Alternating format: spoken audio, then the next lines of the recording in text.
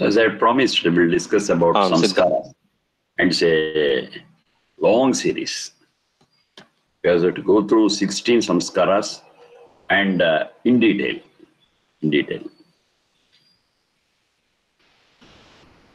So in the very first instance, we have to know what Samskara is. A simple definition, it's an impression. Imprint.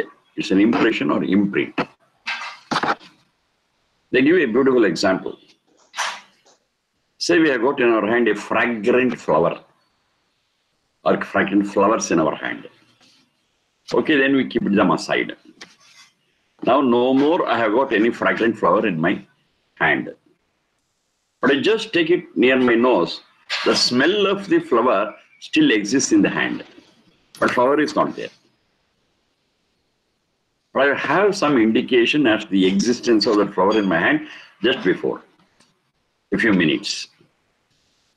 So this we call it as Samskara. Now it is not there, but this impression continues even after a disassociation with that. That is Samskara. Another example they give. That is, say, there is a wall. And the wall has been plastered just now. A wall, a newly built wall, has been plastered just now.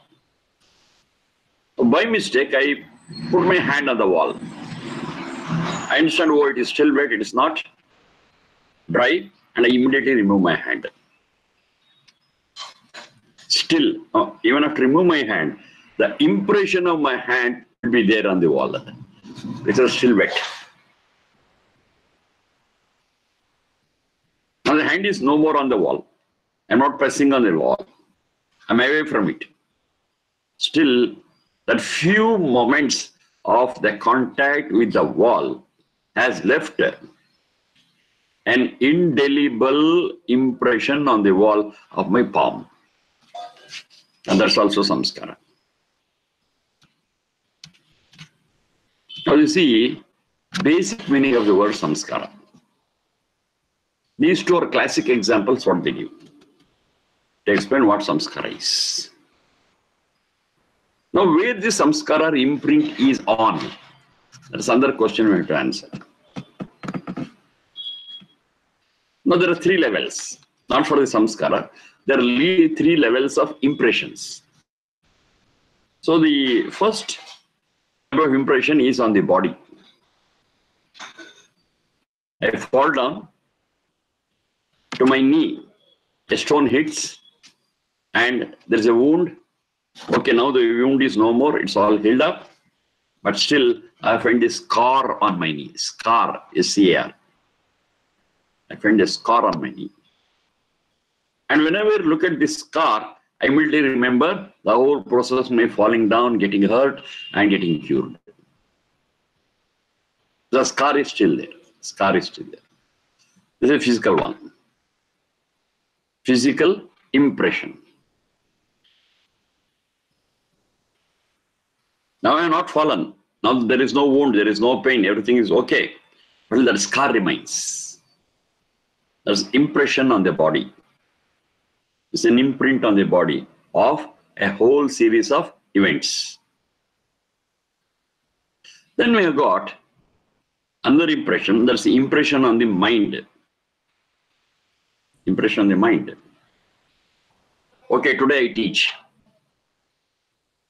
I quote some Veda mantra and explain it. Even after 15 days, when I ask you, you are able to reiterate that, repeat that. Where was that? Where was that? It was not on the body. I had not written it on the body to look at it and recite it back. It is an impression on the mind, the brain. So whatever I had listened, that has been remembered in the mind, and you are able to reproduce it. Now, the whole impression was on the mind, and this we call it as memory. Memory. Memory is a sort of impression. One is the impression on the body, maybe in the form of a scar, just for example. And memory is an impression on the mind of things what you have heard, what you have seen, what you have smelled, what you have tasted, what you have touched. The impressions of it, the recording of it is on the mind. That's the memory part of it. Now, still a deeper impression is on the soul. Not body, not mind, but on the soul. So that impression on the soul is what is called as samskara. It is beyond the physical impression, it is beyond the memory. It becomes the very nature of the soul. That is a samskara.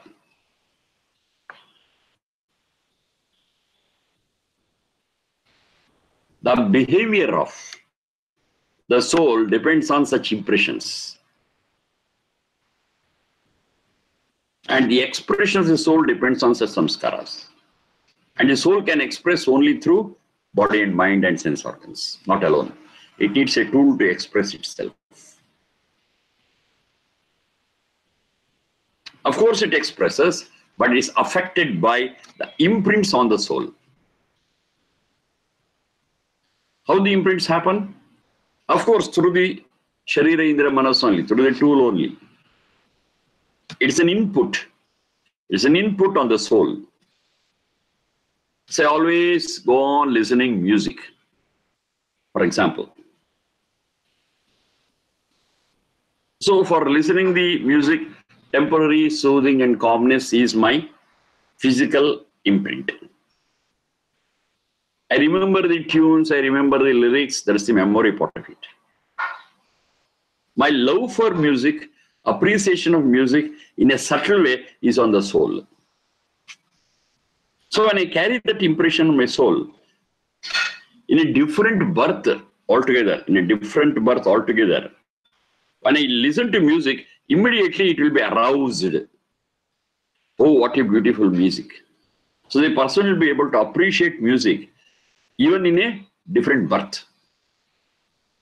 Because there was a samskara about that in the previous birth. So here I'm bringing out another dimension. The physical impression or the memory part of the impression will cease with death, cannot be continued. But the soul continues its journey, and the impression of the soul, it continues from birth to birth to birth. It doesn't cease. That is, samskara is an ongoing process, whereas memory and scars, for example, they are all related to this particular birth only. And once we leave this tool, all that is gone.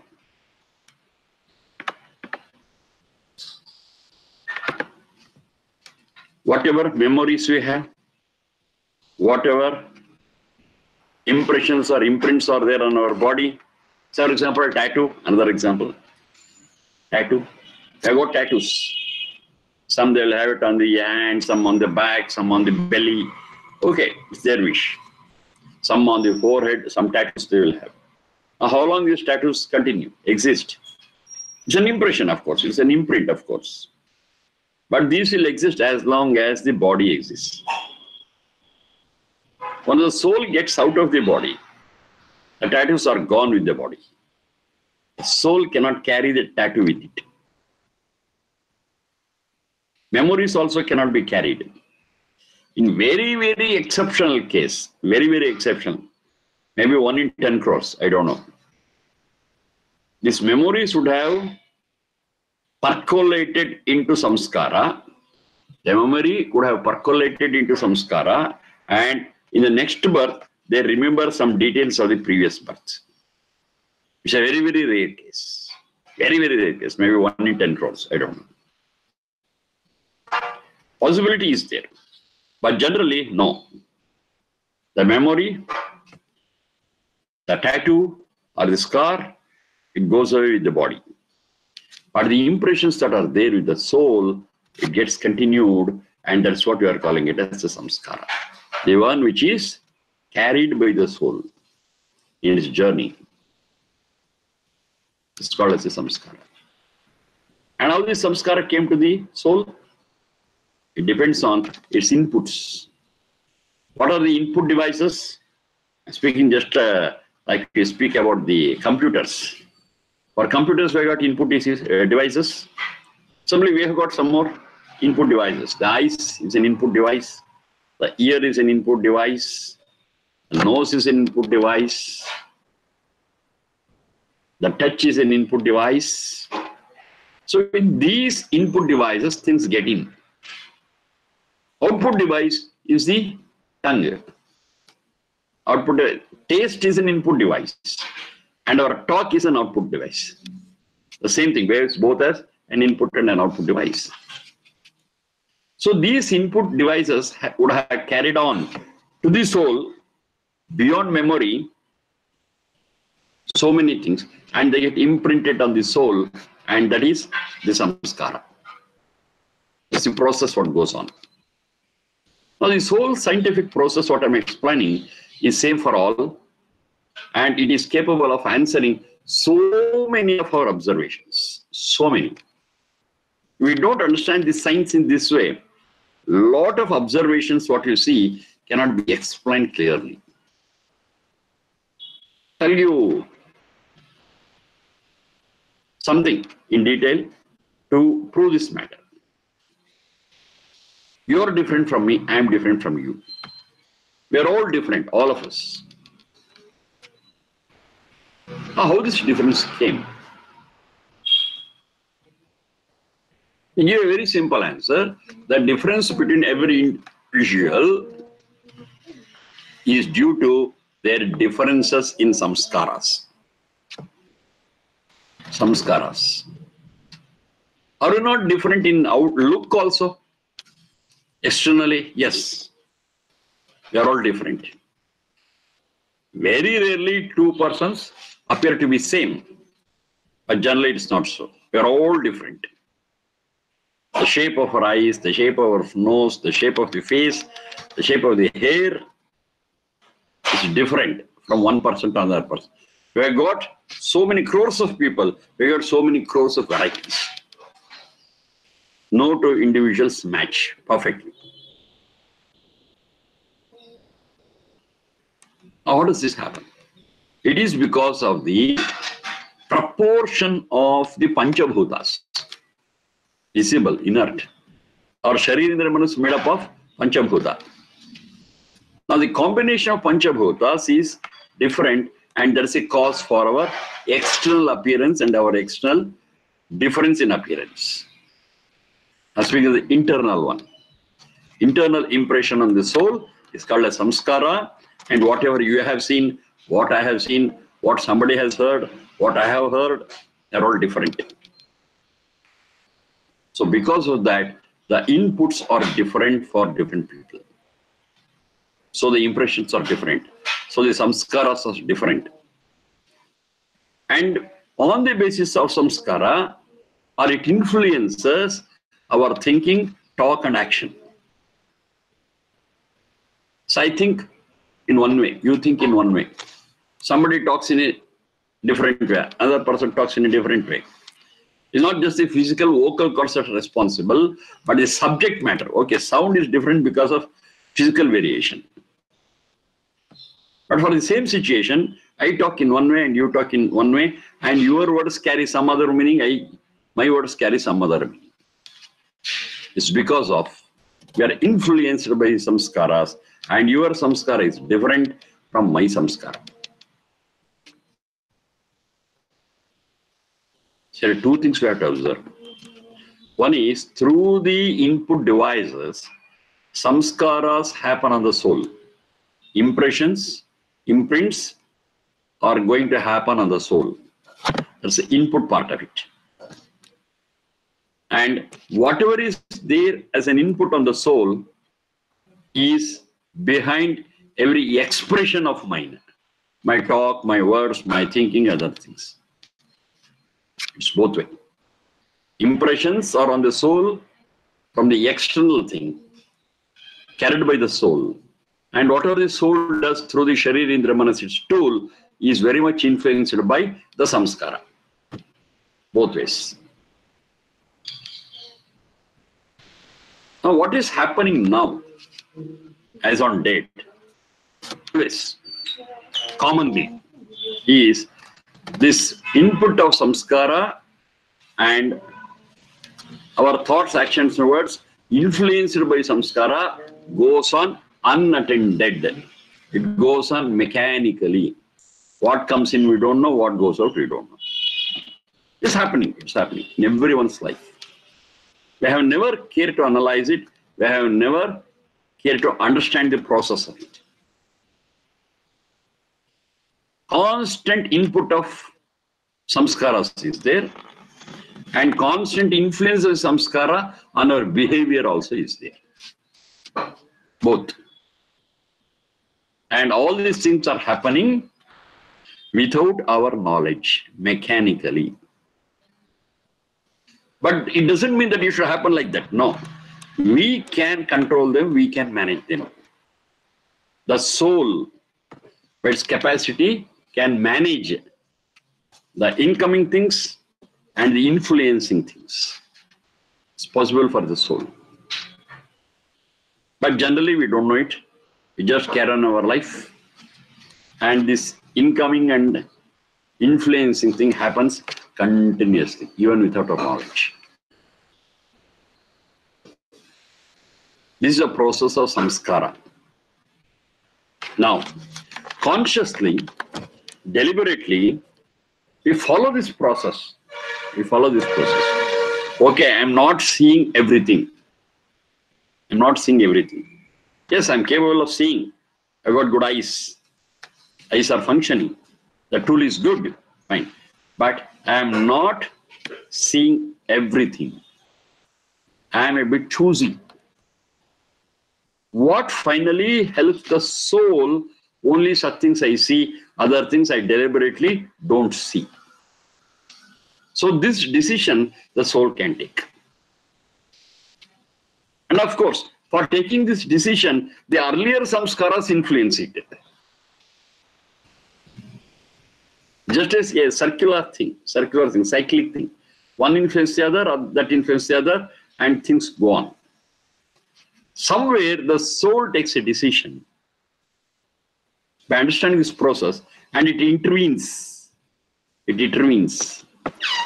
And with its intervention, what goes in is censored, is checked. It doesn't happen automatically.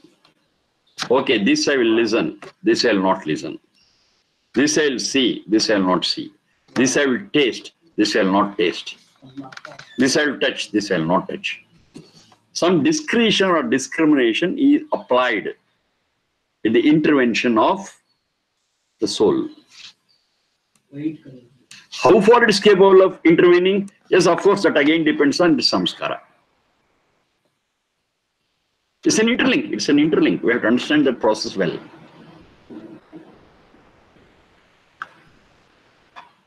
But the soul is capable of determining it.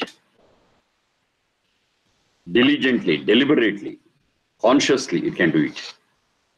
It's not that power. That power has to be roused, aroused. It's dormant, it should be roused.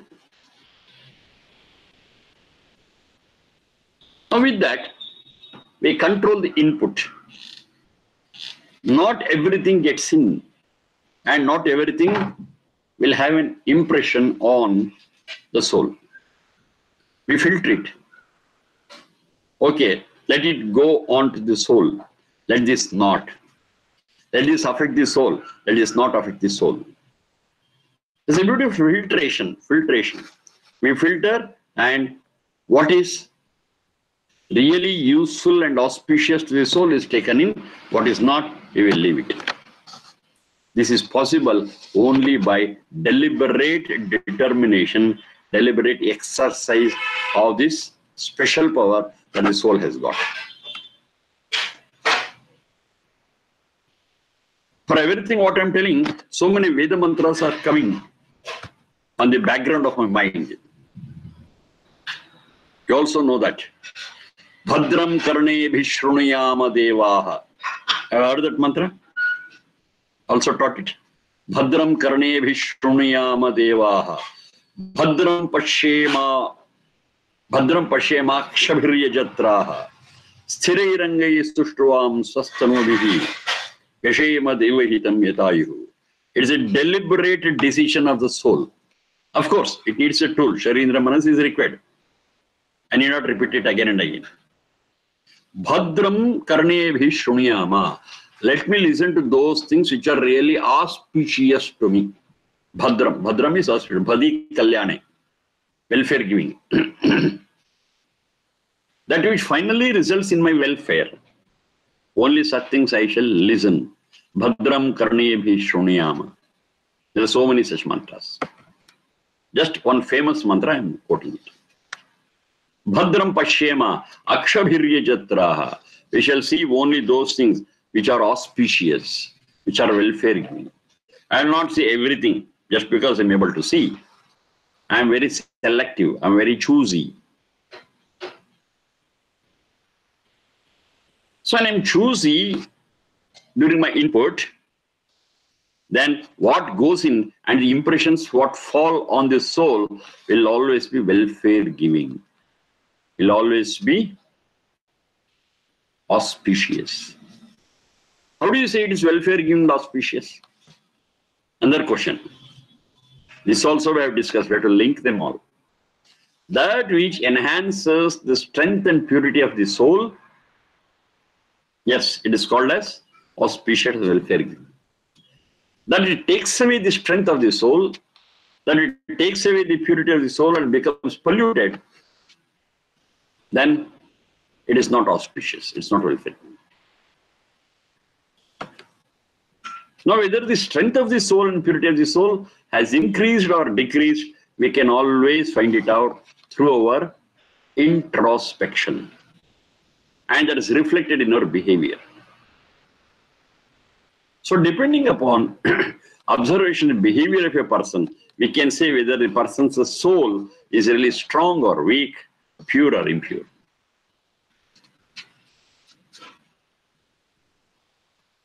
It depends upon how they behave, how their character is. This I have explained several times. Now the time has come here also, let me repeat it.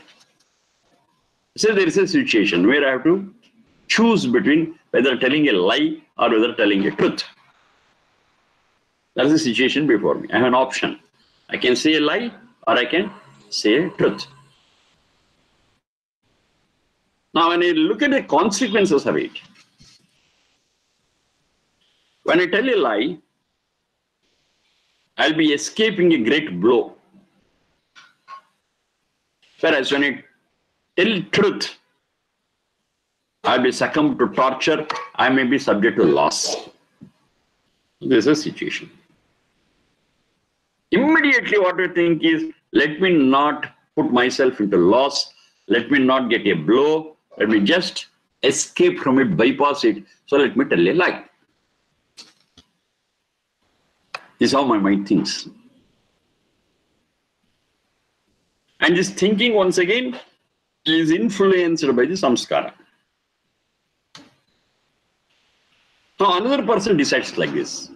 Okay, telling truth gives strength and purity to the soul. The loss, what you are seeing, or the blow what I am to receive, it's all physical, it doesn't affect the soul. But telling truth gives me a better strength and purity to the soul. Let me say truth. I will not tell a lie.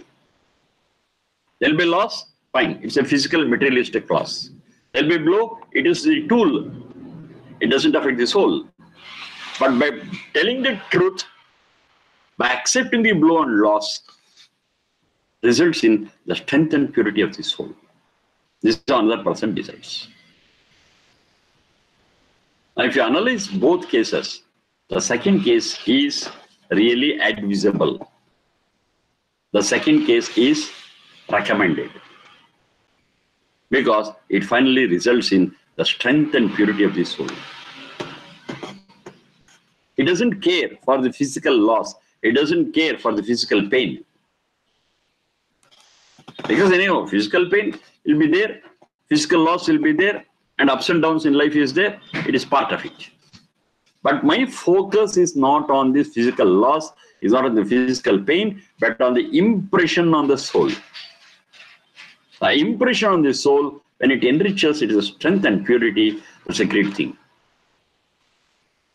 I cannot get it by any other means.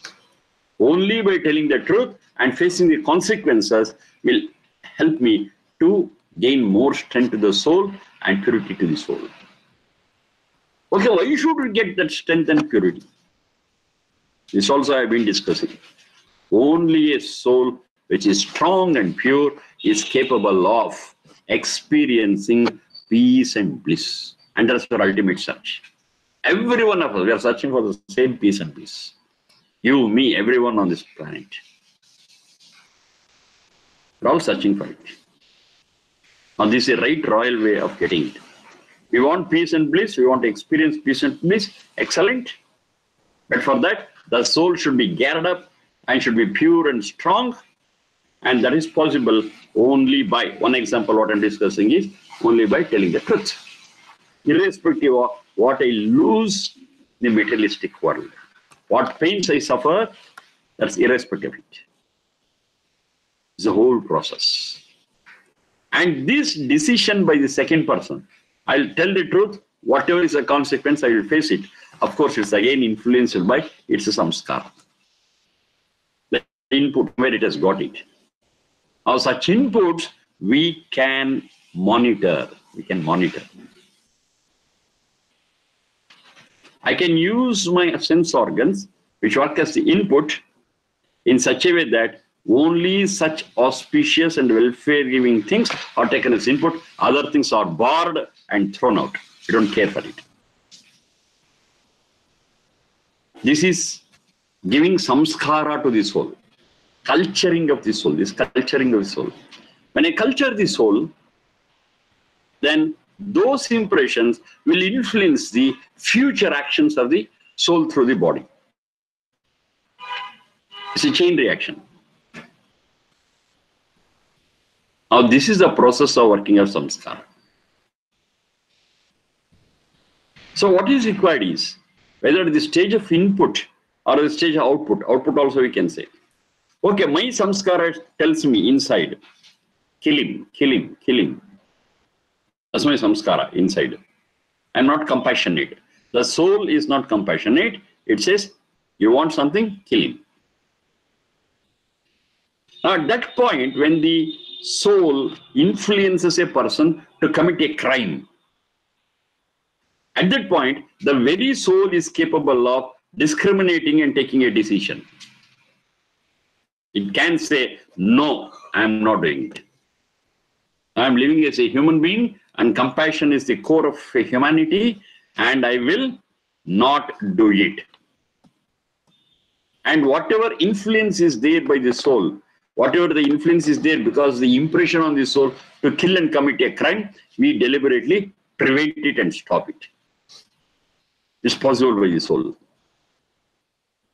Of course, it's again interlinked with its samskara.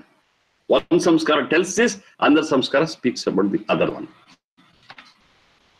Now, which gives greater support, internally and externally.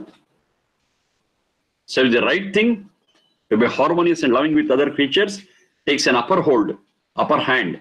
Yes, the person, though in some corner of his soul, it says kill him, commit the crime, the person will not do it. So that particular samskara is snubbed. The person will not allow that crime attitude to prosper, to come out and commit crime. It is snubbed. It says, no, this particular thing is dangerous. I will not allow you to influence me. In me only it is there. In me only it is there. But I deliberately use my conscience to prevent it from expressing itself.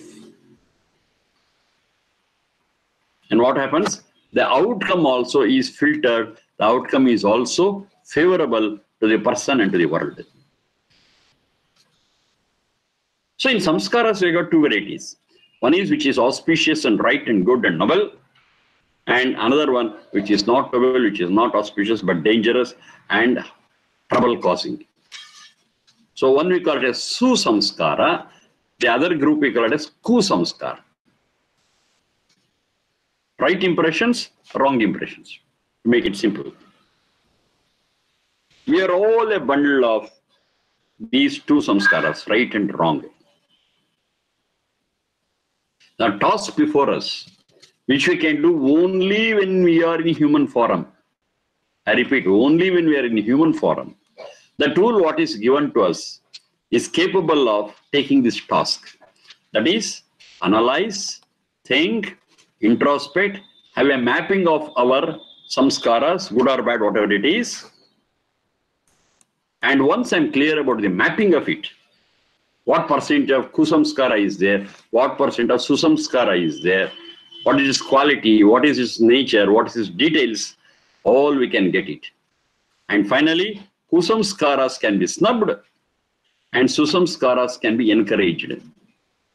As a result, the strength and the purity of the soul increases. More the kusamskara, it becomes weaker and impure.